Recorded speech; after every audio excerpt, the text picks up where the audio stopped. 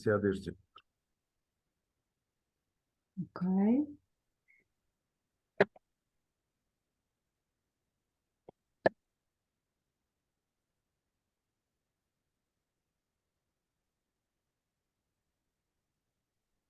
Boa tarde a todos. Mais uma vez é com imenso gosto que vejo colegas, amigos e companheiros reunidos no mesmo espaço para mais uma conferência. Redobrado gosto por estar com amigos de Angola, Brasil, Cabo Verde, Guiné-Bissau, Macau, todos reunidos na mesma sala, tendo como objetivo primeiro a partilha de conhecimentos. Esta conferência é organizada pela Associação de Direito Dr. António Cordeiro da Cunha, a quem agradecemos na pessoa do seu fundador e presidente honorário, Dr. António Cordeiro da Cunha.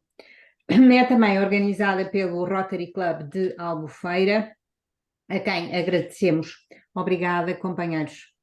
Uma lembrança especial para a última conferência que realizamos diretamente a partir das instalações do ISUP em Porto Ambuim. Muito obrigada, Sr. Presidente. Feitos os primeiros agradecimentos, vamos ao que verdadeiramente interessa. Como sabem, falaremos hoje sobre o contrato de mediação imobiliária. Como orador convidado, temos o gosto de receber o Sr. Doutor Bruno de Oliveira Pinto. Muito boa tarde, Sr. Doutor. Boa tarde. O Doutor Bruno de Oliveira Pinto é nosso bem conhecido e até tem colaborado também com a Associação e com o Instituto de Acesso ao Direito e com outras realizações que nós temos, em que nós temos participado, nomeadamente a delegação de Portimão da Ordem dos Advogados, e tem sempre disponibilizado algum tempo para nós. O nosso convidado é licenciado em Direito pela Faculdade de Direito da Universidade de Lisboa. Ingressou no Centro de Estudos Judiciários no ano de 1997, iniciou funções em regime de estágio no ano de 1996, iniciou funções como juiz em 1997. Desde 2014 exerce funções no Juízo Central Cível de Portimão, comarca de Faro. Isto é uma síntese muito reduzida daquilo que tem sido a vida, a obra do Sr. Dr. Bruno de Oliveira Pinto. A palavra será concedida ao nosso orador por um período aproximado de 30 minutos. Após iniciaremos o nosso debate. O esquema é sempre o mesmo. Quando é bom não se muda, costuma dizer-se. O debate será moderado pelo Sr. Dr. Silva Cordeiro. Terão intervenção no debate todos os que manifestarem essa intenção, podendo fazê-lo através do bate-papo do Zoom ou sinalizando essa vontade levantando a mão, que é uma ferramenta disponibilizada por esta plataforma. Digo sempre a mesma coisa porque é sempre igual. As questões podem também ser colocadas via Facebook, seguindo o evento criado pelo grupo da Associação Dr. António Cordeiro da Cunha. Sem demoras, passo a palavra ao Sr. Dr. Silva Cordeiro. Obrigado, doutora Carla Silva Cunha, obrigado, doutor Jorge Azevedo, e, portanto, obrigado à Associação de Direito Dr. António Cordeiro da Cunha e obrigado também ao Rotary Club de Albufeira que nos tem permitido fazer esta série de iniciativas. De facto, não posso deixar de assinalar a colaboração cada vez mais estreita de entidades, nomeadamente as ordens de advogados de nossos países irmãos, como a Guiné-Bissau e agora Cabo Verde, e de facto, tendo em conta que Cabo Verde é a primeira vez que de algum modo se associa a estas iniciativas, muito bem organizadas pela minha colega Carla Silva Cunha, queria de facto assinalar que acho que o tema é particularmente feliz, atendendo ao papel que o turismo tem em Cabo Verde. E por isso mesmo o contrato de mediação imobiliária, até porque normalmente as transações imobiliárias estão associadas de algum modo ao turismo, parece-me efetivamente muitíssimo adequado. E sendo assim, passo imediatamente saudando, evidentemente, o Dr. Bruno Oliveira Pinto e o facto de não ser efetivamente a primeira vez que colabora connosco e sempre com imenso saber e proveito nosso, esperemos que ele próprio também o tenha, agradecendo ao Dr. Bruno Oliveira Pinto, passo-lhe imediatamente a palavra. Obrigado, muito boa tarde a todos. Agradeço por estarem presentes aí desse lado e agradeço, claro, em primeiro lugar, este convite que me foi endereçado e as simpáticas palavras que também acabaram de me ser dirigidas. Enfim, com alguma saudade também, gostava dos tempos em que estávamos todos presentes. Pode ser que em algum dia possamos voltar pelo menos alguns de nós, estarmos mais face a face, embora também reconheça que este formato nos permite chegar aos quatro cantos do mundo. Não tenho esta minha exposição, digamos assim,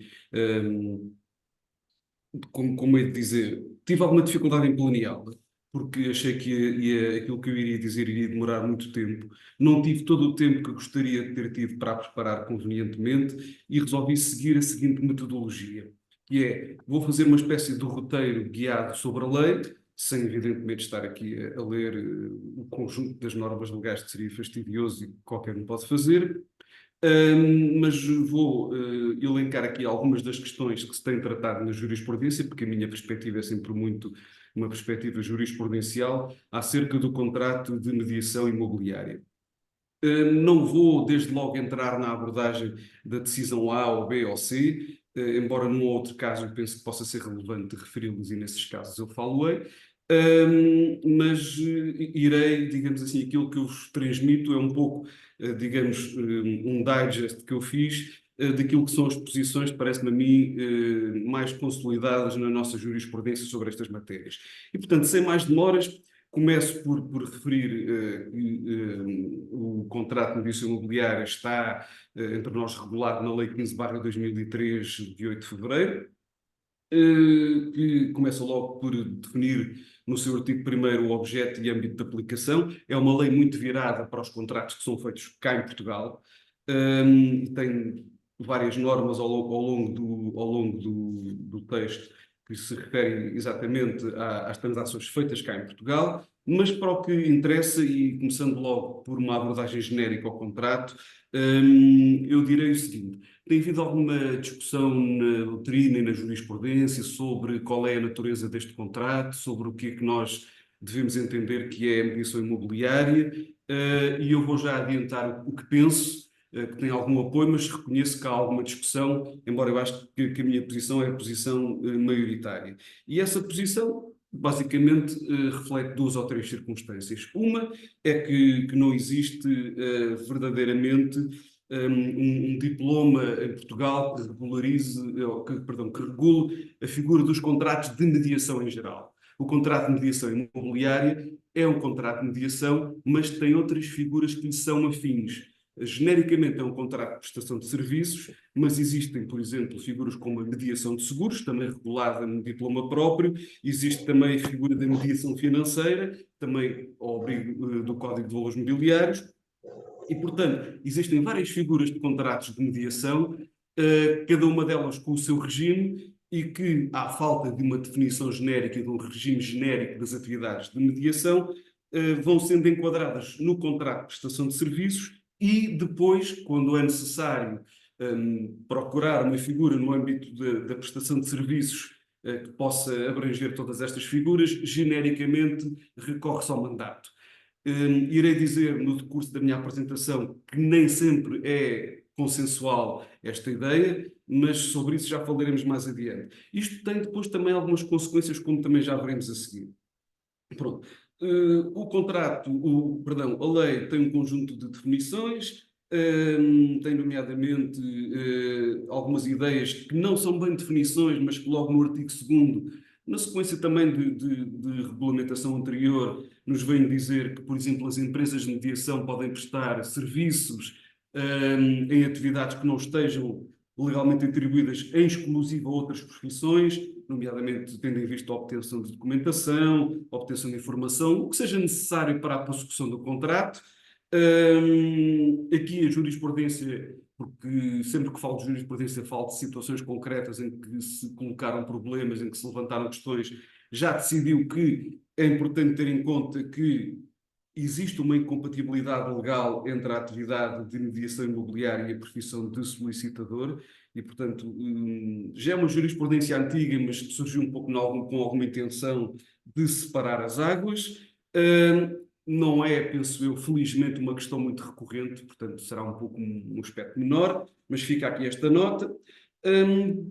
O código não, a lei segue depois mencionando alguns requisitos sobre o licenciamento, requisitos de idoneidade comercial das mediadoras, em que basicamente a pedra de toque é a circunstância da mediadora ou das pessoas que são representantes legais da mediadora não terem estado envolvidas em alguns factos que são aqui apontados como índices da sua falta de idoneidade, como seja terem sido julgados inabilitados num processo de insolvência, terem sido alvo de algumas das contraordenações que estão previstas, nomeadamente mais adiante nesta lei, não poderem ter praticado alguns crimes, como abusos de confiança, burlas, corrupção, falsificações de documento, quebras de marcas ou selos, crimes previstos no Código da Propriedade Industrial ou crimes relativos ao branqueamento de capitais. Enfim, e compreende-se esta exigência, não pela circunstância óbvia de que pode de facto haver aqui uma falta de idoneidade, mas mais do que isso, para obviar que alguém que se tenha visto apanhado numa destas circunstâncias possa fechar as portas e ir abrir outra mediadora ao lado. E é isto, basicamente, que me parece que a lei visou evitar. Depois, uma outra nota importante também é a do artigo 7º da lei, que nos fala do recurso de responsabilidade civil e que consagra logo no número 1 a existência de um recurso obrigatório. E porquê é que eu faço menção a isto? Porque isto depois tem consequências significativas a nível processual, nomeadamente a nível de legitimidade. Porque quando nós vamos depois pensar no regime jurídico do contrato de seguro, e nomeadamente no artigo 146, número 1 deste regime jurídico, isto significa que a ação de responsabilidade civil, que porventura possa ser intentada, pode ser metida diretamente contra a seguradora, precisamente porque se trata de um seguro obrigatório. Portanto, demandar diretamente a seguradora e pensar se se quer também que a mediadora seja envolvida nisso. Depois existe aqui um conjunto de normas que têm a ver com o licenciamento, com as caducidades das licenças, com a manutenção da licença, e aqui eu deixo outras duas notas que me parecem relevantes. Tem sido discutida na jurisprudência, ao longo do tempo, a questão de saber se a falta de licença do mediador ou a falta de inscrição, por exemplo, do angariador, que para ele trabalha, geram alguma invalidade que possa atacar o próprio contrato, possa afetar o próprio contrato. A jurisprudência vem entendendo que não, inclina-se maioritariamente no sentido negativo, porque há um conjunto de situações que originam responsabilidade contraordenacional e já estão previstas na parte final deste diploma, como depois lá mais para o fim faremos uma breve alusão de passagem, e portanto não se justifica uma dupla ponderação dessa realidade, acreditando-se que essa questão da responsabilidade contraordenacional suficientemente acautela estas situações. Mas, para quem não entender assim, e porque no passado já houve situações em que não foi entendido assim, a jurisprudência já tratou de situações em que, num caso de invalidade, se a mediadora vem depois pedir a remuneração pela sua atividade, não o poderá fazer, ou pelo menos, em princípio, não pode invocar o instituto do enriquecimento sem causa para o fazer. E, portanto, a ideia continua a ser a mesma, é proteger a idoneidade das empresas, é proteger o licenciamento, é proteger quem funciona de acordo com as normas e quem está devidamente certificado para exercer esta atividade. Depois, em sede das condições de exercício da atividade, há aqui uns requisitos sobre as condições de exercício das empresas e do estabelecimento, e depois chegamos ao artigo 16, que é uma das normas fundamentais que aqui nos interessa, que é o artigo que se refere ao contrato de mediação imobiliária. O artigo tem uma enumeração bastante longa de aspectos relevantes e que são especialmente relevantes em alguns casos porque invalidam, se não forem cumpridos, a aplicação do contrato, nomeadamente por nulidade do mesmo. Eu vou aqui mencionar dois ou três que me parecem ser de facto aqueles mais relevantes e entre eles, desde logo, o que vem previsto na alínea A do número 2, que é a identificação das características do imóvel que constitui o objeto do contrato, com a especificação de todos os ónus e encargos que sobre ele recaem. Este aspecto é muito importante. Depois, uma referência também que é fundamental ao regime da exclusividade, quando ele é acordado, com especificação dos efeitos que do mesmo decorrem, quer para a empresa, quer para o cliente, e este é também um aspecto fundamental, porque a questão da exclusividade tem uma importância crucial depois nos efeitos do contrato, e nomeadamente, como veremos a seguir, para efeitos da remuneração. Outras menções quanto à aprovação prévia dos modelos que sejam utilizados para quando a empresa de mediação imobiliária recorre a normas que possam ser classificadas como cláusulas contratuais gerais, ou seja, se a empresa utilizar esse tipo de formulários que são geralmente designados como preenchem os requisitos para que lhe seja aplicado o regime das cláusulas contratuais gerais, então os formulários desta empresa têm que ser objeto de aprovação. Nesta altura, ela é feita pelo INPIC, isto já teve mais do que uma entidade diferente ao longo do tempo a aprovar. É preciso fazer um projeto, é preciso mandar para a aprovação e depois é aprovado. Isto tem, de facto, um conjunto de consequências, nomeadamente aquela consequência da nulidade. Há uma menção ao prazo no número 3 deste artigo 16. A omissão do prazo não acarreta invalidade, uma vez que o diploma diz que se o contrato for omisso quanto ao prazo de duração, ele considera-se celebrado por um período de 6 meses. Pronto, agora, aqui, entrando em alguns aspectos em que a jurisprudência se debruçou relativamente aos requisitos do contrato. A forma escrita, que é uma exigência com relevo a vários níveis, tem desde logo importância, embora para os juristas pode-se dizer, pode-se discutir se é uma formalidade ad substância ou ad probationem, mas sem dúvida que ela tem importância a nível da prova. Isto é muito importante porque o nosso Supremo já foi chamado a pronunciar sobre esta questão e num dos casos em que o Supremo fez, aquilo que foi dito foi que há um contrato de mediação oral, está certo. Se houver um conjunto de comportamentos das partes que indiciam que tenha havido de facto um contrato, que houve negociação, que houve algum efeito que as partes quiseram, só é devida, ainda assim, só é devida à remuneração, porque tem que se provar a existência do contrato e tem que se provar o conteúdo do contrato, e para isso, não sendo o contrato reduzido a escrito, é imprescindível que haja alguns elementos probatórios que ainda assim revistam a natureza de documento escrito. E, portanto, se estivermos aqui num universo contratual em que tudo foi tratado verbalmente, digamos assim, a consequência pode ser que, se isto for para tribunal, os tribunais venham a considerar que não há efeitos a retirar daqui e que não há, nomeadamente, o efeito do direito à remuneração por parte da empresa mediadora. Pronto. Depois, há uma outra nuance também importante, que é saber se, quando ocorre nulidade do contrato, por algum destes motivos, e ainda assim a mediadora desenvolve alguma atividade, o que é que pode acontecer no fim? Bom, e a jurisprudência já se debruçou sobre isto em mais de uma ocasião, e aqui aquilo que se nota dos acordos que foram produzidos sobre a matéria foi que os tribunais foram até ao fim da questão e averiguaram como se o contrato fosse válido, se tinha havido uma atividade da mediadora no sentido que permitisse, como veremos mais adiante, garantir o direito à remuneração. E, desde logo, quando se considera que assim não é, pode ocorrer toda a espécie de vicissitudes, mas o que não pode acontecer é que a mediadora receba, quando um contrato é nulo, alguma coisa que não receberia se o contrato fosse válido. E, portanto, se vier para tribunal invocar uma nulidade de um contrato e dizendo que há direito a receber qualquer coisa por isto ou por aquilo, e o tribunal verifica que, vamos lá ver, se o contrato fosse válido, provar-se-ia a cadeia de factos que levam ao direito da mediadora a receber a sua remuneração, é que se não for esse o caso, não vamos tirar daqui outras consequências, porque simplesmente, se o contrato tivesse sido válido, não havia direito a receber isso e, portanto, sendo nulo, também não pode haver. Depois, uma outra nuance muito importante em sede do contrato, porque não basta atender só ao regime da mediação imobiliária, é preciso verificar como é que ele se concatena, como é que ele se articula com outros diplomas legais.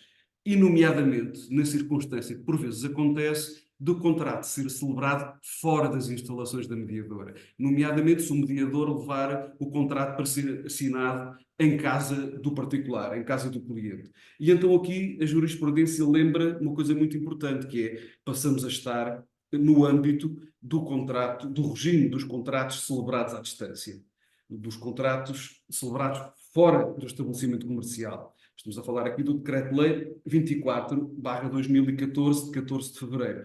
E qual é, dir-me-ão, a relevância disso? Bom, a relevância disso é que este regime dos contratos celebrados fora do estabelecimento comercial tem, em regra, a previsão de que há um prazo de arrependimento para o particular. E, portanto, as pessoas podem ter um prazo de arrependimento, têm ali um período de reflexão em que se podem arrepender daquilo que fizeram e não têm que dar justificações e também não têm que dar uma razão válida, digamos assim, para não querer prosseguir com o contrato. E, portanto, aquilo que a jurisprudência tem dito aqui, e é mais do que um caso em que as mediadoras acabaram por ver os seus intentos frustrados, é que a mediadora deve ter cautela. E tem que acontecer uma de duas coisas. Ou a mediadora obtém da parte do cliente uma declaração dizendo que, não obstante ainda se estar no prazo de arrependimento,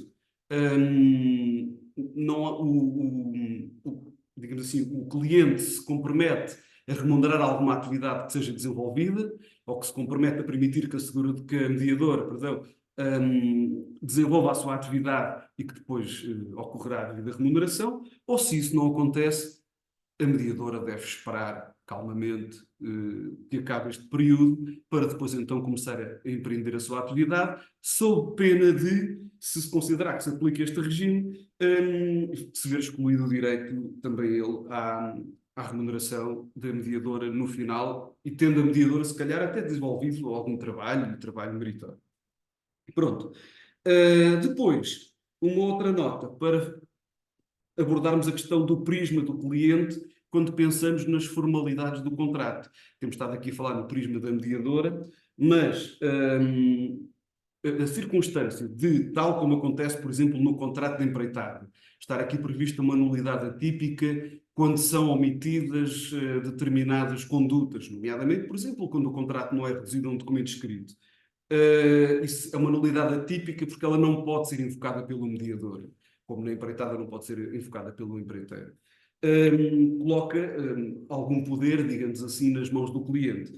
E então aquilo que a jurisprudência tem dito é que vamos ter calma com isto, porque se nós virmos que é de imputar ao cliente,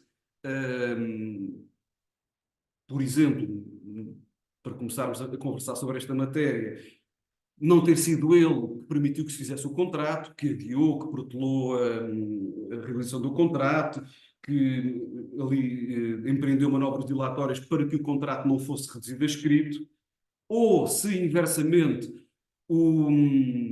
não tendo acontecido isso, o cliente se conformou perfeitamente com a circunstância de ser tudo verbal, tratou com a mediadora como se nada de mal acontecesse, colaborou, entregou documentos, esteve em reuniões, então quer num caso, quer no outro, por uma exigência de boa-fé, e portanto o cliente aí não estaria numa posição de boa-fé, estaria em abuso de direito, e portanto a jurisprudência vem entendendo que a mediadora tem direito à remuneração se se provarem os requisitos que normalmente conduzem a esse direito à remuneração e sobre os quais eu já falarei. E portanto, há deveres aqui e direitos para ambas as partes, e também, já que falamos em direitos e deveres, valerá a pena fazer uma menção para que o artigo 17 consagra, que vem logo a seguir ao 16 e portanto ainda versa um pouco sobre o conteúdo do contrato propriamente dito, consagra aqui um dever da mediadora de informação. Um dever de informação que se dirige aos seus clientes, mas que se tem entendido também que abrange os destinatários. E pode haver responsabilidade, quando falamos aqui de destinatários, falamos dos outros terceiros, das outras partes que irão contratar com o cliente da mediadora. E, portanto, a responsabilidade em determinados casos, porque é sempre crucial atentar nas circunstâncias do caso concreto, mas a responsabilidade pode atingir até danos causados ao terceiro contraente que irá contratar com o cliente da mediadora. E, portanto, aquilo que se diz é que o mediador está obrigado a desenvolver a sua atividade de modo a evitar danos para qualquer das partes, devendo avisar os envolvidos no contrato quando conhecer alguma circunstância relativa ao negócio capaz de influenciar a decisão de contratar ou não contratar. Já na lei anterior, e o princípio não mudou, se dizia que o mediador pode ser responsabilizado por danos causados pela violação do dever de informação e, portanto, há que ter aqui alguma cautela e, enfim, existe um dever de diligência para que toda a informação que envolve este negócio seja fornecida de modo claro a todos os envolvidos, para que as pessoas depois possam livremente e de forma esclarecida exercer o seu direito a não contratar ou a contratar. Mas atenção que pode acontecer também que nestas circunstâncias haja aqui alguma situação que haja culpa do faltoso. Haja um terceiro que, por exemplo, ocultou alguma informação, ou o próprio cliente da mediadora. Imaginemos que a mediadora ignorava que existia uma qualquer condição da parte do seu próprio cliente que obstava à realização do contrato, que não lhe permitia, por exemplo, concretizar a promessa feita. E ao vir a descobrir-se isso, pois evidentemente que a culpa não será da mediadora, a culpa é do faltoso, que será um promitente vendedor normalmente no contrato, e depois o promitente comprador não pode vir exigir à mediadora responsabilidade por uma coisa que ela é ignorável e pela qual ela não pode ser responsável, terá que lidar diretamente com o outro contraente que entrou em falta para consigo. Depois, a violação dos deveres do mediador, quando ela é imputável apenas à mediadora, evidentemente, e de modo inverso àquilo que estávamos a dizer, também responsabilizará eminentemente a mediadora e não, normalmente, o vendedor, o cliente da mediadora. Embora já tenha havido casos, porque as pessoas são muito imaginativas, em que há aqui uma concorrência. Quando a par de responsabilidade eventualmente errónea da parte da mediadora, o cliente se chega à frente e resolve empreender diligências de publicidade por sua própria conta. Houve um caso que o Supremo Tribunal de Justiça tratou e depois, pronto, faço aqui um parênteses em série de questões, se alguém quiser que eu me refira a alguma decisão em concreto, eu posso depois dar as referências para poderem pesquisar e estudar. Mas em que o cliente tomou a iniciativa de pôr uma placa à porta da casa, enaltecendo as qualidades da casa, e que nomeadamente tinha uma cozinha da marca X, e pronto, e depois as pessoas sentiram-se defraudadas quando compraram a casa, e evidentemente que aí a responsabilidade, de acordo com o que o Supremo Tribunal de Justiça disse, há uma declaração negocial do vendedor, não da mediadora, e o responsável é o vendedor e não a mediadora. Pronto. Depois, uma outra questão ainda, em sede das exigências que rodeiam a celebração do contrato e dos deveres da mediadora se certificar, porque há um dever da mediadora se certificar de que quem está a fazer o contrato com o seu cliente tem as condições e tem a legitimidade para poder fazer o negócio. Como digo, não é um dever ilimitado, como decorre daquilo que eu acabei de dizer, e mais, há circunstâncias em que se entende que não é exigível à mediadora ter, nomeadamente em caso de compropriedade ou de contitularidade de direitos, todos os titulares do direito a fazer o negócio consigo. Ou seja, entende-se que a celebração de um contrato de mediação é um ato de gestão e não é um ato de disposição e, portanto, em regra, este ato pode ser feito apenas por um dos comproprietários e pode perfeitamente haver um negócio celebrado entre um dos comproprietários e a mediadora.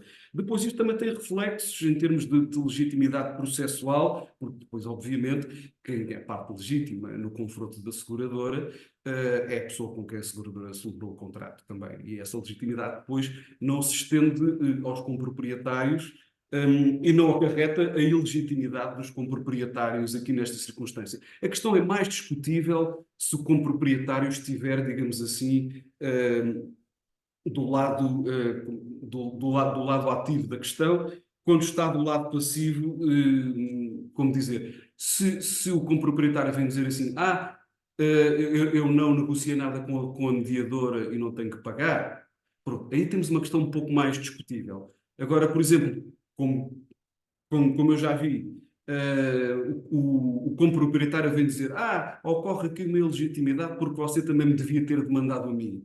Ou seja, é alguém que parece que também quer dever qualquer coisa, provavelmente apenas com intuitos dilatórios processuais, e aí não existe qualquer espécie de ilegitimidade e a seguradora não tem obrigação nenhuma de ir demandar todos os comproprietários.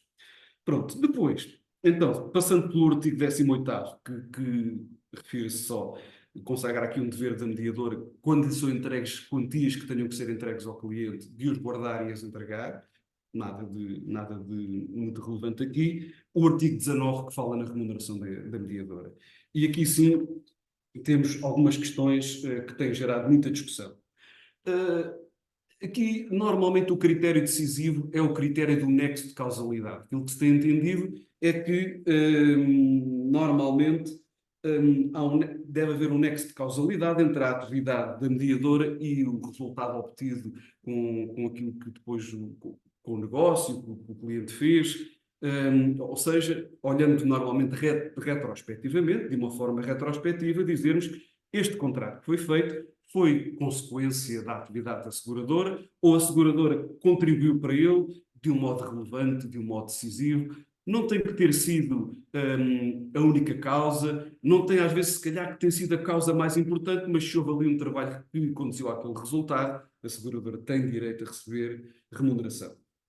E portanto, aquilo que normalmente se entende é que não será assim se o contrato não se concretiza por razões exclusivamente imputáveis ao cliente. E agora, aqui é que é importante falarmos da questão da exclusividade, porque quando há exclusividade tudo isto é mais claro. Normalmente, e eu já a seguir farei menção de decisões a este respeito, de um ponto de vista lógico, não é difícil imaginarmos que se eu contrato com uma mediadora e contrato em regime de exclusividade e a seguir vem a fazer-se o contrato que eu projetei, normalmente, logicamente, esse contrato há de ser resultado da atividade da mediadora, porque tudo aquilo que passou devia passar por ela. Há aqui, no entanto, diversas possibilidades ao nível da Convenção de Exclusividade. A exclusividade pode ser entendida de várias maneiras. Pode ser convencionada aquela exclusividade que confere à seguradora, à mediadora. Se eu já disse alguma vez mais seguradora, foi lápis, não levei a mal, mas também já estou um pouco cansado de um dia inteiro de trabalho. Dizia eu, temos aquela exclusividade que confere à mediadora o direito de em exclusivo promover a venda. Pronto, que é aquilo que todos nós facilmente identificamos. Mas depois existe ainda um outro grau mais apertado de exclusividade, que é aquele em que se convenciona que o próprio cliente não pode por si próprio promover a venda. Ou seja, o caminho tem que ser exclusivamente conduzido pela mediadora. E, portanto, nestes casos ainda, mais direta se torna a ideia de que o resultado há de ter sido consequência da conduta da mediadora. Pode ser feita prova pelo cliente de que isso não ocorreu e pode ser feita prova de que ocorreram, no caso de não se fazer o contrato, circunstâncias diversas que obstam, pelas quais o cliente não é responsável e que obstam a que a mediadora venha a receber a sua comissão. Há um caso de um acórdão, e aqui vou fazer mesmo referência a ele, de 17 de junho de 2021, do conselheiro Vieira Cunha, que é um acórdão curioso porque se trata de um caso em que foram apresentadas 4 posições divergentes. Há uma posição na primeira instância, há uma posição na segunda instância e dentro do Supremo houve 2 posições. A pessoa que estava designada para ser o relator não venceu e, portanto, viu os outros conselheiros votarem acima da sua posição e, portanto, temos o voto que fez vencimento e depois ainda temos o voto de vencido. Com uma particularidade muito curiosa, que o conselheiro, que neste caso fez o voto vencido, é o conselheiro Fernando Batista, que por acaso tem um manual da mediação imobiliária, creio que da Almedina. E que, portanto, defendeu ali a sua dama com unhas e dentes. E o que é que aconteceu neste caso?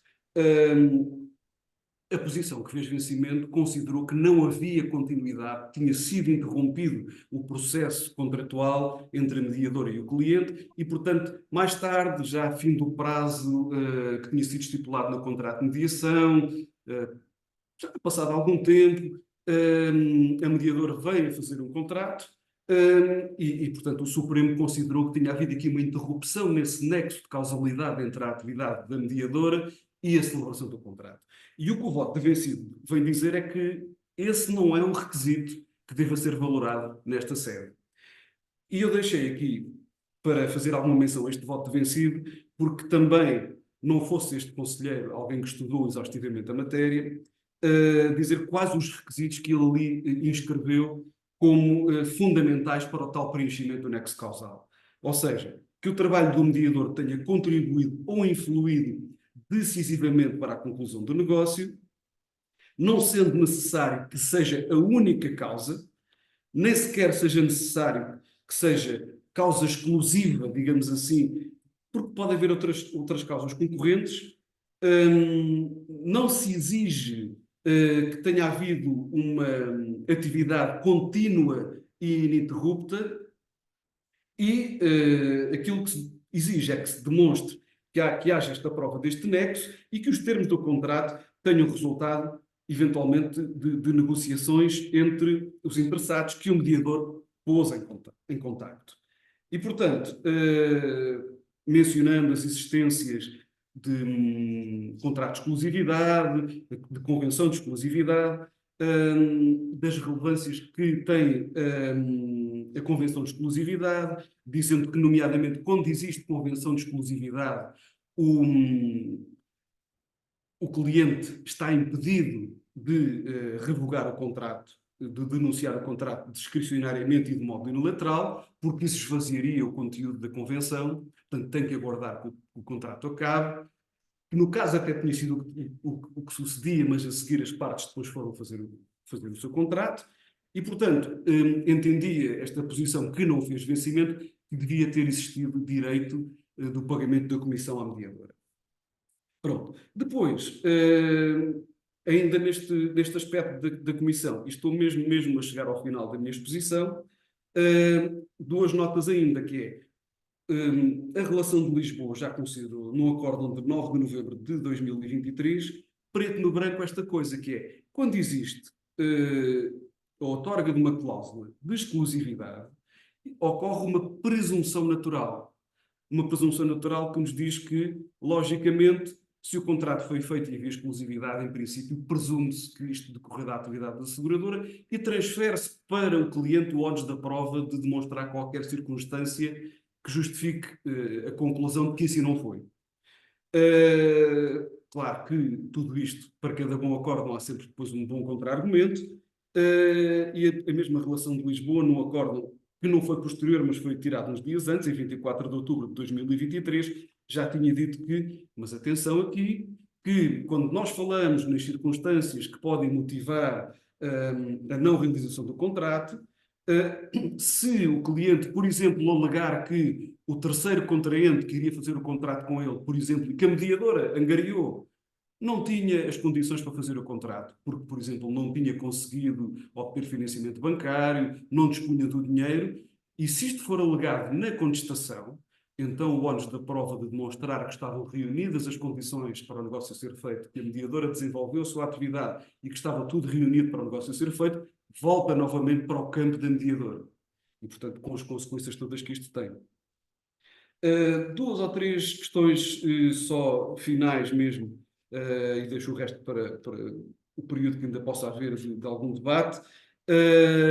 A respeito da circunstância de haver várias mediadoras envolvidas, porque pode acontecer, e sobre isso também tem havido alguma divergência na jurisprudência, e aqui é que eu falo, há pelo menos uma decisão da Relação do Porto que nos diz que aqui devem-se aplicar as normas de um outro contrato e aplica por analogia as normas do contrato de agência. E qual é a peculiaridade que as normas do contrato de agência nos trazem? É que se o tribunal verificar que há uma atividade decisiva do primeiro mediador, pode atribuir-lhe a ele toda a remuneração.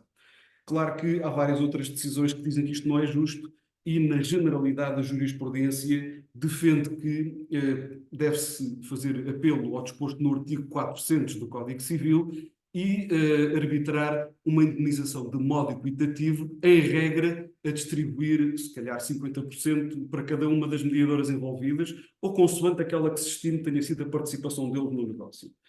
Sempre com base num recurso de equidade, quando se verifica que existe uma causalidade da intervenção de duas mediadoras na consecução deste negócio. Pronto. Depois, existem normas relativas à responsabilidade também dos colaboradores da mediadora, a mediadora é responsabilizada por elas, segue-se, já mais para o final do diploma, um conjunto de ilícitos relacionados com contraordenações, que já não são muito o meu campo, o meu campo é mais civilístico, mas que tem um conjunto de coimas nas quais as mediadoras podem incorrer e que convém que haja, de facto, cautela nisto. E deixo aqui só dois aspectos finais para dizer que o negócio de base visado pelo exercício da mediação imobiliária pode não incidir diretamente sobre imóveis, mas pode incidir sobre direitos relativos a imóveis. É claro que todos nós conseguimos divisar isto com relativa facilidade quando falamos, por exemplo, num espaço, num estabelecimento comercial. Mas, por exemplo, alguma jurisprudência tem defendido que se houver a transmissão de participações sociais de uma sociedade que é detentora de um imóvel, que pode haver aí também uma intervenção de uma mediadora imobiliária. Já não é o caso se o negócio se destinar a uma instalação precária, como são, por exemplo, apoios de praia, alguns até instalados em domínio público marítimo, e as pessoas podem ter a tentação de ceder a outros um acervo que está ali, que é constituído pelos materiais, que muitas vezes são amovíveis, pelo conteúdo do estabelecimento, mas também pelas licenças de concessão e licenças de exploração. E aqui aquilo que a jurisprudência tem entendido é que já se está fora do campo em que é admissível a intervenção da mediação imobiliária. Deixo-lhes apenas também uma nota para duas obras que me parecem interessantes: o já referido Manual da Mediação Imobiliária do conselheiro Fernando Batista, que eu penso que é da Almedina, e também um texto de Nigina Carvalho Castelo, Contratos de Mediação Imobiliária Simples e com Exclusividade, publicado na Revista de Direito Comercial Online, creio que em 5 de julho de 2020. Pronto, penso que terei excedido um pouco o tempo, não consegui, infelizmente, ser mais sucinto. Sinto que ainda deixei algumas coisas por dizer, mas espero ter podido esclarecer algumas dúvidas e naquelas que ainda puder ajudar a esclarecer, aqui estou durante mais uns minutos e obrigado pela vossa atenção. Obrigada, doutor Bruno Oliveira Pinto. O tempo nunca é demasiado quando temos a oportunidade de o ouvir. Portanto, é com gosto que aqui estamos e foi com gosto que ouvimos a sua exposição. Eu quero dar conta aqui da presença de alguns companheiros, o companheiro Faria Ferreira, o companheiro Mírcia Cabral, Coban, aliás, o companheiro João Oliveira. Quero também enviar um abraço para Luanda, onde está a ver-nos o Negola Andrade, que nos tem acompanhado desde há muito tempo nestas andanças, para a Guiné, para a doutora Sarita, para a doutora Manuela, um grande abraço também, e para Cabo Verde, em nome da doutora Vanessa. É um pouco isto que nós temos tido e é um pouco isto que nós queremos continuar a ter. Ouvimos com muita atenção o doutor Bruno de Oliveira Pinto. Agora eu vou passar a palavra ao senhor doutor Silva Cordeiro, que é quem, como sempre, conduz o debate. Obrigada, Negola, obrigada, é um prazer sempre estar consigo. Doutor Silva Cordeiro, vamos trabalhar? Obrigado. E desde já pergunto ao nosso auditório quem queira sinalizar a intenção de colocar questões que o deve fazer, sobretudo, não exclusivamente, mas sobretudo utilizando uma tal ferramenta que é a mãozinha amarela que está ao dispor no Zoom. E é isso que desde já peço a quem o queira fazer, que o sinalize.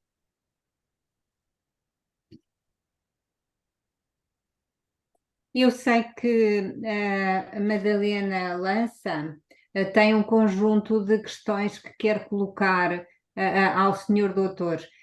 Eu pedia-lhe que nos dispensasse da leitura e que apresentasse em viva voz ou de viva voz as questões ao senhor doutor. Pode ser? Sim, boa tarde e Boa obrigada tarde. pelo convite. Foi bastante interessante ouvir esta primeira parte. E agora peço desculpa, não estava preparada. Tenho que ver o e-mail que enviei, porque eu coloquei essas questões no e-mail que enviei. Ora, portanto.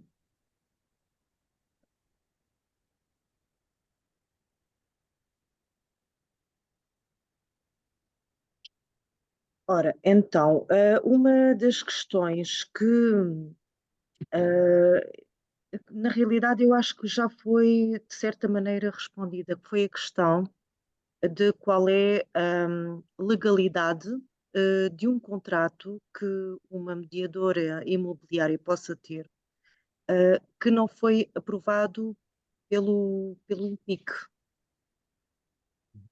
Bom, a relevância tem especialmente a ver com.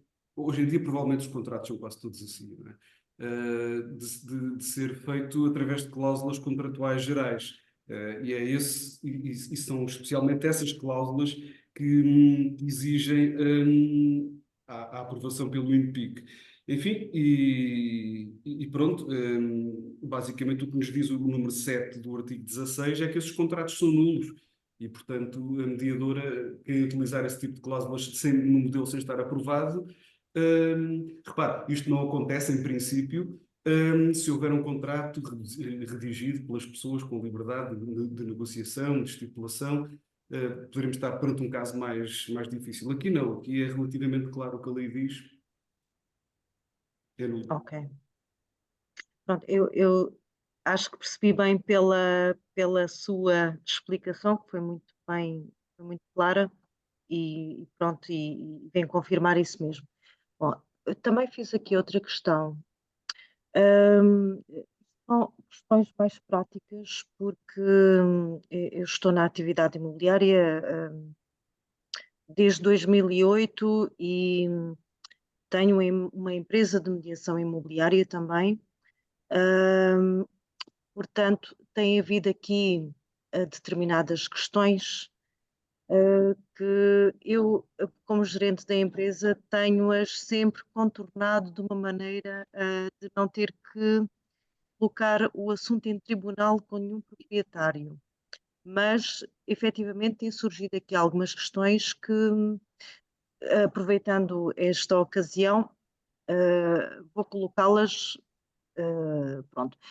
Uma delas é a questão, já nos aconteceu, nós termos um contrato de mediação com ou sem exclusividade, mas vamos para a parte, se calhar, mais difícil, que é o contrato com não exclusividade.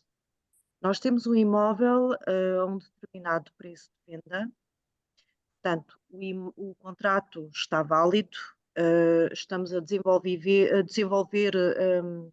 ações publicitárias para a venda desse imóvel e quando somos confrontados com uma proposta com o preço de venda, o preço que está marcado para venda, os proprietários, pura e simplesmente, sem aviso prévio, desistem de vender o imóvel. Ouvi com alguma dificuldade. A questão era se porventura o cliente tinha um determinado preço, desiste de vender o imóvel, é isso? Sim, havendo uma proposta do preço de venda. Uhum. Pronto, como digo, vai depender sempre das circunstâncias do caso concreto. Ou seja, em regra, se a mediadora, mesmo que não haja exclusividade, a questão da exclusividade, digamos assim, o que faz aqui é tornar a produção de alguns efeitos, o retirar de alguns efeitos, mais fácil. Não havendo exclusividade, nada impede que que a mediadora demonstre que desenvolveu toda uma cadeia de atos, de acordo com aquilo que foi contratado, que obteve um determinado resultado, e depois aí estamos perante uma circunstância em que, se for imputável ao cliente a não celebração do negócio, a remuneração será devida. Como digo, isto depois depende de um conjunto de circunstâncias de caso concreto. Entra, por exemplo, aquilo que eu falava há pouco, imagino, do cliente dizer assim, mas eu sei que os outros não têm dinheiro para pagar, ou coisa assim. Agora, numa situação clara como essa que me disse, em teoria, correu tudo normalmente, desenvolveu-se toda a atividade, chegou-se ao fim, o cliente diz, olha, agora afinal não quero, enfim, ele deveria ter que pagar a comissão normalmente, porque há aí simplesmente um ato que lhe é imputável a ele, e foi por isso que o contrato não se fez. Ok, esclarecido. Depois, também já nos aconteceu, mais uma vez, uma questão prática, já nos aconteceu termos um imóvel para venda, mais uma vez estamos a fazer ações publicitárias para conseguir essa venda e, entretanto, quando vamos fazer a marcação de uma visita com o proprietário, ele refere que fez um contrato de exclusividade com outra agência, mas entretanto não nos comunicou nada. Portanto, nós continuamos a fazer normalmente o nosso trabalho porque, para todos os efeitos, tínhamos um contrato em vigência. Normalmente, quando isso acontece, remetem-nos sempre para o contacto com a outra agência que tem a exclusividade e, finalmente, qual é a parte legal disto? E o vosso contrato teria exclusividade também? Não. Pronto. Vamos. No mundo ideal, o que seria bom acontecer era entenderem-se com outra agência e repartir a comissão. Que é um dos casos que a jurisprudência tem expressamente admitido. Há um esforço conjunto, os dois conseguiram chegar lá, ótimo. Se não ocorrer esse entendimento, pode acontecer uma de duas situações, na minha opinião. Dependendo dos atos que tiverem praticado, dependendo de até onde é que foram, poderá a empresa reivindicar o direito à comissão. Se verificar que foram empreendidos alguns atos, despesas ou diligências, mas se calhar fazendo de um juízo de prognose isso não será suficiente para se considerar que a comissão é devida, ainda assim pode haver responsabilidade dos clientes. Mas depende muito das circunstâncias do caso concreto, porque, claro, uma empresa sabe que quando faz um contrato sem exclusividade, pode haver outros que apareçam e que vão eles fazer o negócio, e isso faz parte um pouco dos riscos da atividade. E, portanto, vai ter de haver ali alguma circunstância específica desse caso concreto que possa justificar essa responsabilização. Sim, mas normalmente o proprietário, e isso está estipulado no contrato de mediação, quer tenha ou não de exclusividade. O proprietário tem um tempo de pré-aviso, no fundo, para finalizar o contrato com uma agência, não é? Não ouvi bem, não importa se repetir. Eu estava a referir que existe um pré-aviso do cancelamento do contrato de mediação. Sim. Agora, repare, ele pode querer, de facto, até ter mais do que uma mediadora a diligenciar pela venda da casa, não é? E, portanto, depois tudo vai depender muito das circunstâncias do caso concreto. Agora, coisa diferente é, por exemplo, independentemente, isto já sou eu aqui com a minha mente mais ou menos retorcida a imaginar situações que podem acontecer, também em face daquilo que às vezes me passa pela frente. Mas imagino que os envolvidos omitem da mediadora, por qualquer motivo que lhes diga respeito, omitem da mediadora a existência de outra mediadora também a trabalhar. Se a mediadora tivesse sabido que havia outra agência com exclusividade, se calhar não se dava todo esse trabalho e todas essas despesas. Pronto, então aí já estamos em circunstâncias do caso que podem envolver essa responsabilidade.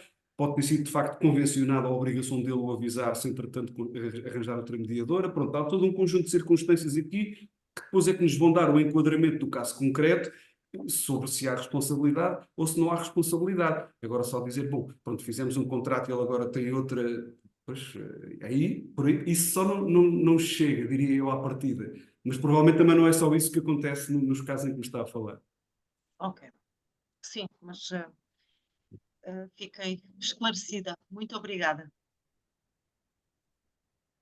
Muito obrigado, doutora Madalena Lança, e aproveito para lhe desejar o maior sucesso na sua atividade comercial e agradecer-lhe o facto de ter trazido questões práticas, porque, enfim, a prática é aquela que nos auxilia. E, obviamente, muito obrigado, doutor Bruno Oliveira Pinto, pela disponibilidade, mas essa, de facto, nós já contamos com ela, já antecipamos. Muito obrigada. Bom, respondida esta questão, pergunto se mais alguém quer colocar alguma questão Doutor ao Silva doutor Adeus. Cordeiro, temos aqui a doutora Sandra Pacheco com uma mãozinha amarelinha ali à sua espera. Sim, é verdade, é verdade. Doutora Sandra Pacheco tem a palavra. Obrigada. Em primeiro lugar, boa tarde ou boa noite a todos. Doutor Bruno, a minha questão acho que é assim muito simples. Se calhar ainda não apareceram muitas situações nos tribunais. Tenho verificado ultimamente que há muitas imobiliárias que no contrato de mediação põem que a comissão é pago os 50% com a assinatura do contrato de promessa e os outros 50% com a escritura. Mas também tem acontecido que às vezes é pago os 50% com a assinatura do contrato de promessa, depois a escritura não se faz, e não sendo imputável ou vendedor, as imobiliárias às vezes não querem devolver a comissão que foi paga, sendo que a remuneração, a comissão é devida com a perfeição do negócio, no que é que ficamos? Pode ser convencionado e, e realmente podem ser feitos contratos nesse sentido, isso é perfeitamente legal, que haja logo uma remuneração com o contrato de promessa. Ou seja, pode ser paga, pode ser convencionada, desde logo, uma remuneração específica para a promessa. Ou seja, há ali uma remuneração que é devida logo com essa celebração. Agora, depois, mais uma vez, isto tudo vai depender das circunstâncias do caso concreto. Porque, por exemplo, posso citar aqui um caso, eu não mencionei isto, pronto, para não ser muito longa a exposição, mas é uma das questões que eu estudei. Há um acórdão da Relação de Coimbra, de 13 de dezembro de 2022, que nos diz, por exemplo, que o cliente, no caso, tinha tido uma conduta que inviabilizou o contrato. Ou seja, no caso, o cliente fixou uma interpelação admonitória com um prazo que a contraparte não conseguia manifestamente cumprir. E, portanto, a ideia foi, já tinha havido uma promessa, tinha havido uma remuneração específica para a promessa, nos termos do artigo 19, número 1, segunda parte, e depois o vendedor fixou um prazo admonitório, marcou a escritura e disse: olha, se não for lá neste dia, a gente perde o interesse no contrato. E aquilo não era manifestamente de acordo com as circunstâncias do caso concreto, possível de cumprir. Então aqui, aquilo que aconteceu foi que se considerou que havia causa imputável ao proprietário do bem, portanto ao cliente. O cliente foi responsável e, para além daquela remuneração, provavelmente ele é responsável por toda pela remuneração que corresponderia à perfeição do negócio. Pode acontecer um conjunto de circunstâncias variadas e pode até acontecer no limite. Eu agora não tenho aqui isso anotado, mas lembro-me de já ter verificado isso, que circunstâncias que ocorram justifiquem que a mediadora venha a ser considerada responsável por algum motivo na não concretização do negócio e que ela tenha que devolver aquela remuneração específica que foi feita para a promessa. Lá está, por variadas circunstâncias, que depois cada caso concreto será um mundo em si próprio, mas pode acontecer. Agora, a questão aqui depois é dois aspectos. Um, é admissível a fixação, aliás, está cá prevista expressamente no artigo 1º, é admissível essa fixação de uma remuneração por esse passo intermédio. o que vai acontecer no fim. E a responsabilidade, se correr tudo bem, ótimo, se correr mal, tem que se ver de quem foi a responsabilidade. E aí depois pode acontecer um conjunto de circunstâncias que passam por a mediadora receber tudo, a mediadora ficar com aquilo que recebeu, ou a mediadora não receber nada, mas isso, como digo, de acordo com as circunstâncias sempre do caso concreto. Mas à partida, essa convenção é perfeitamente admissível. Sim, eu digo é a não devolução, não sendo imputável ao vendedor. Sim. Se o negócio não é, se a remuneração é devida com a perfeição do negócio, portanto, seria a realização da escritura. Se não se chega à escritura e foi paga a comissão, e não sendo imputável ao vendedor, não terá a imobiliária de devolver, ou é-lhe a mesma devida a remuneração? Depende, como digo, depende muito das circunstâncias do caso concreto. À partida, desde logo, porque repare, nós temos estado aqui a falar, eu não falei nisto, mas a jurisprudência fala o contrato poder ser uma obrigação de meios ou uma obrigação de resultado. E nós podemos aqui pensar num conjunto de circunstâncias, porque a mediadora pode ser encarregue de encontrar alguém com quem a gente faça um negócio, ou a mediadora pode ser até encarregue de encontrar, olha, encontra-nos aí vários clientes possíveis e a gente depois vamos ver com quem é que fazemos o negócio e, no entanto, a remuneração é devida na mesma. E isto é possível acontecer. Agora, depende muito das circunstâncias concretas daquele caso e daquilo que foi convencionado. Repare, se foi convencionado e é admissível que o seja, uma remuneração específica para a mera celebração da promessa, independentemente depois do que acontecer, do contrato definitivo ser levado a bom termo ou não ser, a lei parece-me que não veda isso, e portanto pode acontecer que que a mediadora, perdão, guarde a remuneração consigo. Agora, também pode acontecer situações, vai depender muito das circunstâncias do caso concreto, se houver alguma responsabilidade da mediadora nesta circunstância, ela poderá eventualmente vir a perder esse dinheiro que recebeu. Mas como a lei prevê, isto é a minha opinião, e eu tenho a ideia de já ter lido sobre isto, a lei prevê a possibilidade de eles receberem logo uma parte, chama-se isto a remuneração específica pela celebração da promessa, e portanto ela é devida logo que a celebração da promessa ocorra, pois há um segundo passo, que é o negócio definitivo, digamos assim. Pronto. Depende muito, como digo, das circunstâncias do caso concreto, mas se isto é admissível legalmente, temos que estar preparados para admitir também a possibilidade de a mediadora, num número razoável de circunstâncias, ficar com o dinheiro que recebeu. Obrigada. Lamento não poder ser mais Não, específico, não, mas é não, mesmo não, assim. é só porque se põe essa questão. Quando vemos pronto, muitas das vezes quando se coloca a questão do pagamento, da retribuição, logo com a assinatura do contrato de promessa, às vezes há pessoas que perguntam se o negócio não se concretizar, como é que é? Tem que Pronto, se explicar. será devolvido, se não será devolvido.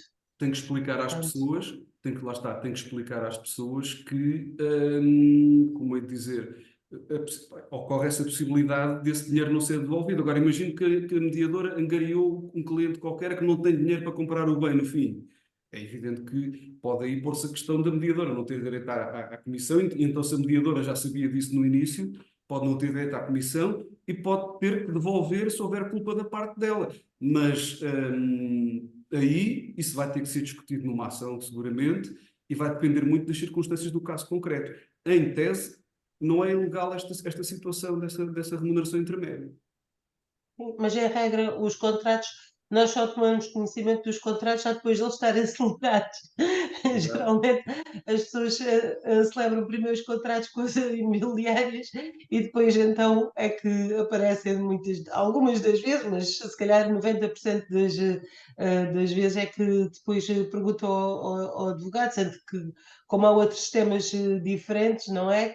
Muitas das vezes as pessoas até ficam, acham, há bocado estava a falar da exclusividade, e é assim, os ingleses têm uma ideia completamente diferente da exclusividade daquela que nós temos. Por exemplo, Sim.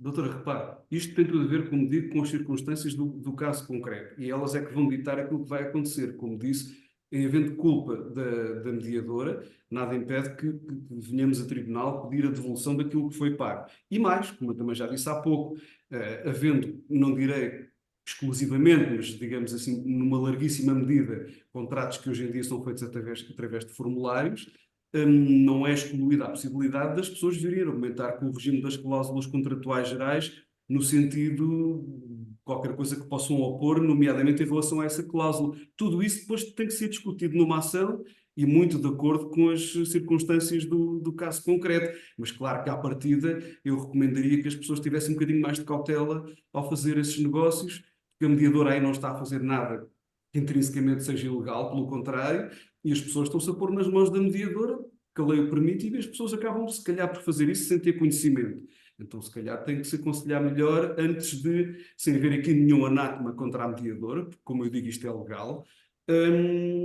as pessoas têm que ter mais cuidado com os contratos que fazem. Obrigada.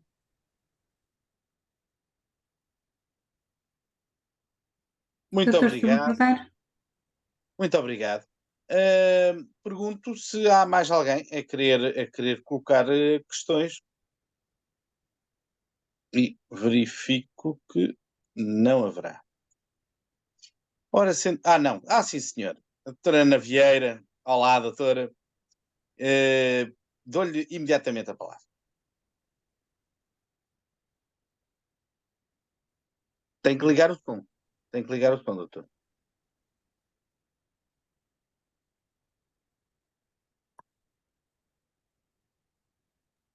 Não estamos a ouvir, doutor.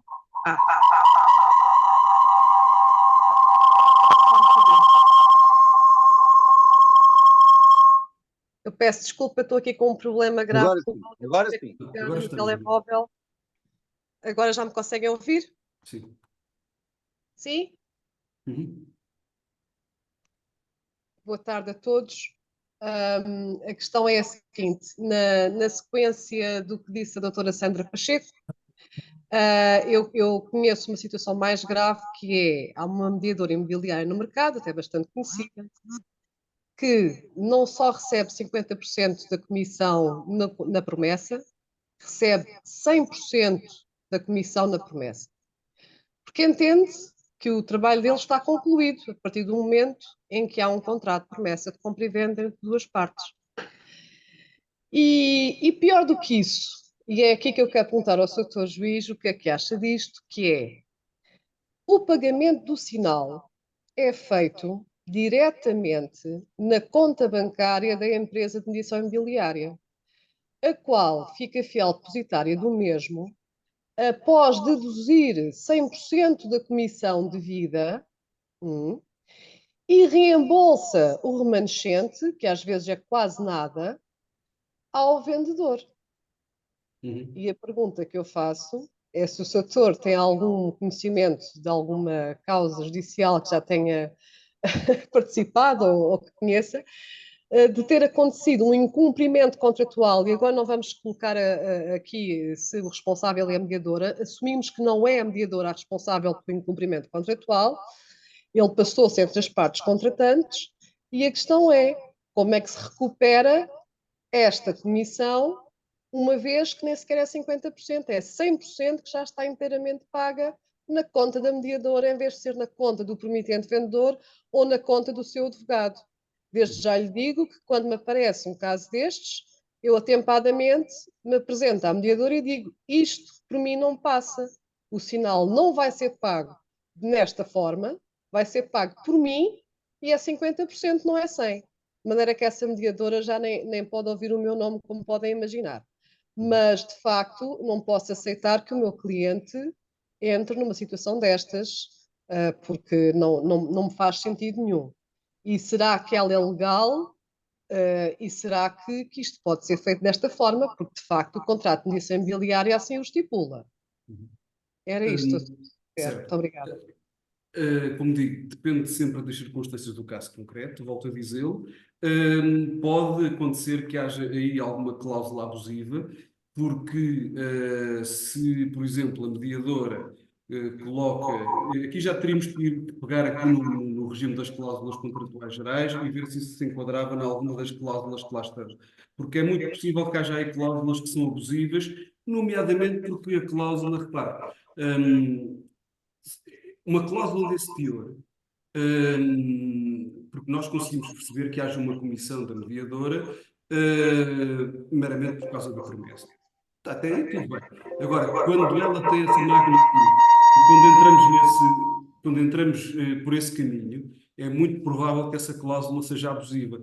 Até porque, pelo seguinte, essa cláusula transfere o risco do incumprimento definitivo do contrato da esfera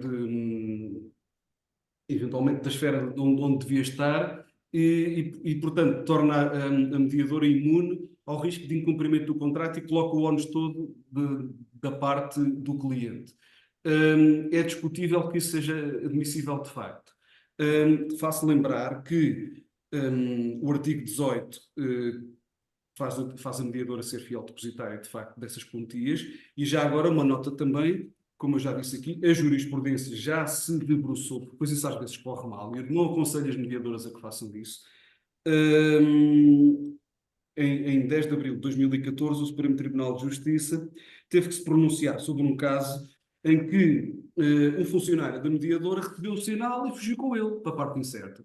Pronto, Pois, e agora ninguém ficou com aquele sinal a não ser ele. E a mediadora foi considerada responsável. A mediadora foi condenada a pagar esse montante desse sinal.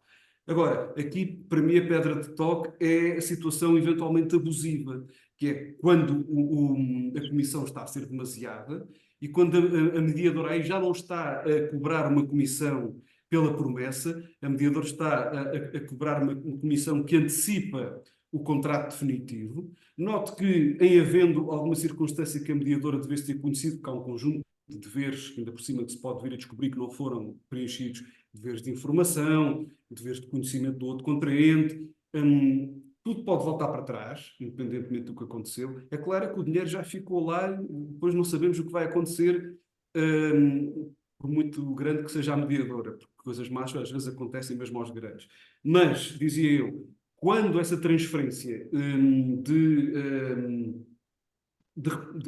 remuneração é demasiado grande, é evidentemente desproporcional, parece-me a mim que aí há uma cláusula que é abusiva e que está a antecipar o resultado de qualquer coisa, que é como se a seguradora dissesse: eu tenho, como é que eu ia dizer, direito a uma remuneração independentemente do que acontecer. E isso já vai um bocadinho para além do que me parece ser admissível no contrato de mediação. Porque lá está, como digo, basta pensarmos no caso típico do promitente comprador que depois não tem dinheiro para pagar ou que incumpre o contrato, não é? pois. E as coisas não podem ser assim. Isso parece-me claro. Como é que lá chegamos vai depender das circunstâncias do caso concreto. Mas eu dizia a relação de Lisboa, tratou aqui de um caso, eu posso dizer depois o acórdão, até porque é de um desembargador bastante conhecido e que é uma pessoa que eu tenho em muito boa conta.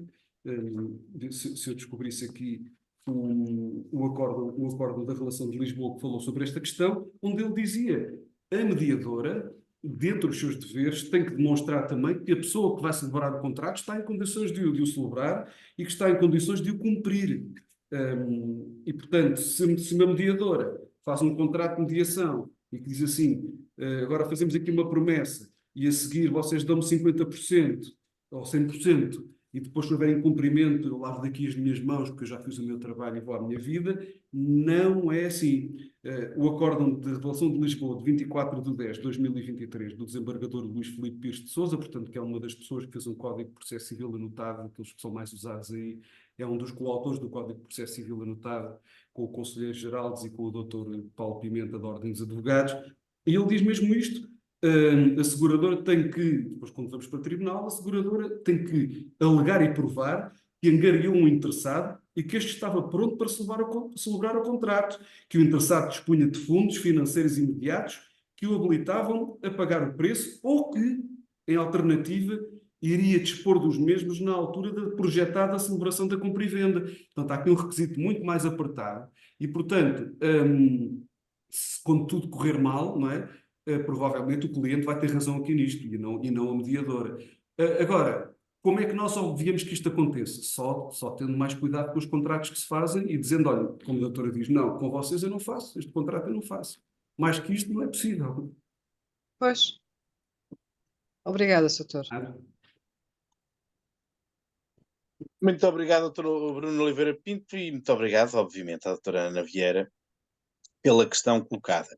E, mais uma vez, coloco a questão de existência ou não de questões que queiram colocar ao nosso ordenador. Ora bem, verifico que todo o nosso auditório naturalmente estará satisfeito e, sendo assim, resta-me agradecer ao Dr. Bruno Oliveira Pinto pela sua disponibilidade. Como lhe digo, não estranho, porque já anteriormente colaborou connosco e a sua generosidade, enfim, precede-o. E sendo assim, muito obrigado. Muito obrigado a todos aqueles que quiseram participar, e nomeadamente colocando questões práticas, porque de facto estas questões práticas são, no fundo, aquilo que justifica todas estas reflexões que os nossos oradores partilham connosco. E, portanto, desejar a todos um bom Natal e umas boas entradas para todos, que o ano 2024 seja melhor que o de 2023. E, enfim, devolvo a palavra à doutora Carla Silva Cunha e muito obrigado. Muito obrigada, Dr. Silva Cordeiro. Muito obrigada, Dr. Bruno de Oliveira Pinto. Eu deixava aqui uma nota, ou salientava uma nota que nos deixou a doutora Sandra Pacheco. Há necessidade, de facto, das pessoas perceberem que os advogados são essenciais, quer queiram, quer não. Os advogados, num momento inicial, podem resolver um conjunto de questões que, a posteriori, se tornam muito complicadas e, portanto, é sempre importante ter um advogado para colocar as questões, não numa perspectiva de colocar entraves às resoluções das matérias, mas acompanhar o funcionamento dos contratos, a forma como eles são feitos, como estão redigidos, se as cláusulas são as mais corretas ou se, por sua vez, algo falha. Portanto, em comunidade ou em esforço comum, acabamos por fazer aquilo que pretendemos todos, que é defender o cidadão. Creio eu que será essa a grande vontade, quer de uns, quer de outros, uns vendendo, outros ajudando a que essa venda se faça da forma mais correta possível, sem que haja depois dores de cabeça que levem à necessidade de irmos ali para o senhor doutor juiz Bruno passar-lhe mais um problema, como se ele já não tivesse poucos problemas para resolver. E, portanto, vamos sair aqui com esta nota final. Muito obrigada, doutor Bruno de Oliveira Pinto. Vou, com certeza, chamá-lo mais vezes. Quero também dar aqui uma nota à doutora Isabel Cerqueira, que está connosco a ver-nos, ao doutor Tavares, à doutora Elsa Lopes, à doutora Sandra, enfim, é um conjunto de advogados da comarca, a doutora Beatriz, que nos vê da Guiné-Bissau. Eu não vou dizer mais, porque senão acabo por não falar sobre todos ou de todos e ficar-me-á mal falar de uns em detrimento de outros. Agora sim, vamos terminar, mas antes temos necessariamente que agradecer aqueles que estiveram online connosco. Um agradecimento especial ainda aos companheiros Jorge Manuel Azevedo e Ana Vieira, do Rotary Club de Albufeira, nossos parceiros nestas iniciativas. Outro agradecimento também é devido aos associados da Associação de Direito Dr. António Cordeiro da Cunha, o que fazemos sempre, não destacando os associados, na pessoa do seu fundador e Presidente Honorário Dr. António Cordeiro da Cunha. Informo ainda que todas as conferências organizadas pela Associação e pelo Rotary serão disponibilizadas através do canal YouTube e da página de Facebook da Associação. Desta vez não conseguimos ter um direto porque o Facebook decidiu bloquear-me sem direito a recurso durante 4 horas, o que me impediu, evidentemente, de fazer o meu habitual direto, mas temos a gravação feita com o esforço do Dr. Jorge Manuel Azevedo. Agradeço mais uma vez a presença de todos, voltaremos já em janeiro, voltaremos com um formato ligeiramente diferente, vamos ter Guiné, vamos ter Cabo Verde e vamos ter Portugal, são 3 oradores no mesmo programa.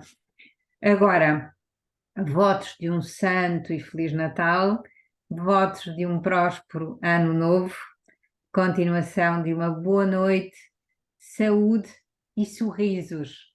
Obrigada. Votos de um Santo Natal. Votos de um Santo Natal, doutor. E a doutora Feliz Carla Natal.